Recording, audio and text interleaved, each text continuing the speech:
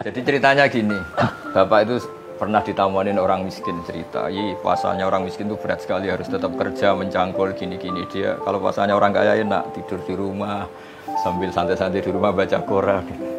Terus bapak cerita, ini kisah nyata. Kamu nggak pernah jadi orang kaya katanya. Puasanya orang kaya lebih berat. Pagi-pagi ninggalkan makan pecel, siang sedikit rawon, nanti agak sore ninggalkan sate. Jadi yang ditinggalkan banyak. Kalau kamu kan biasa meninggalkan makan. Si miskin ini akhirnya tertawa. Ya sudah, ya sama saja ternyata. Intinya itu dulu pembelajaran supaya yang miskin tidak merasa paling heroik. Betul. Karena yang kaya juga heroik meninggalkan kongkoi-kongkoi di beberapa tempat yang biasa ngemil, biasa makan itu.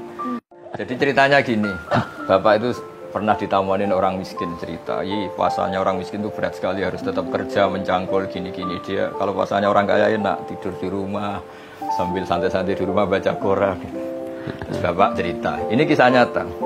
Kamu nggak pernah jadi orang kaya katanya. Puasanya orang kaya lebih berat. Pagi-pagi ninggalkan makan pecel, siang sedikit rawon, nanti agak sore ninggalkan sate. Jadi yang ditinggalkan banyak. Kalau kamu kan biasa meninggalkan makan. Si miskin ini akhirnya tertawa. Ya sudah, ya sama saja ternyata.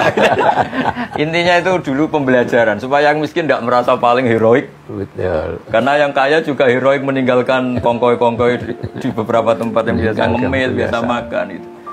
Jadi ceritanya gini, bapak itu pernah ditamuanin orang miskin cerita, puasanya orang miskin itu berat sekali, harus tetap kerja mencangkul gini-gini. Dia kalau puasanya orang kaya enak, tidur di rumah sambil santai-santai di rumah baca Quran. Terus bapak cerita, ini kisah nyata.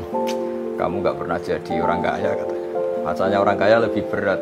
Pagi-pagi ninggalkan makan pecel, siang sedikit rawon, nanti agak sore ninggalkan sate. Jadi yang ditinggalkan banyak. Kalau kamu kan biasa meninggalkan makan. Si miskin ini akhirnya tertawa. Ya sudah, ya sama saja ternyata. Intinya itu dulu pembelajaran supaya yang miskin tidak merasa paling heroik. Betul. Karena yang kaya juga heroik meninggalkan kongkoi-kongkoi di beberapa tempat yang biasa ngemil, biasa makan itu. Jadi ceritanya gini, bapak itu pernah ditamuanin orang miskin cerita, puasanya orang miskin itu berat sekali, harus tetap kerja mencangkul gini-gini. Dia kalau puasanya orang kaya enak, tidur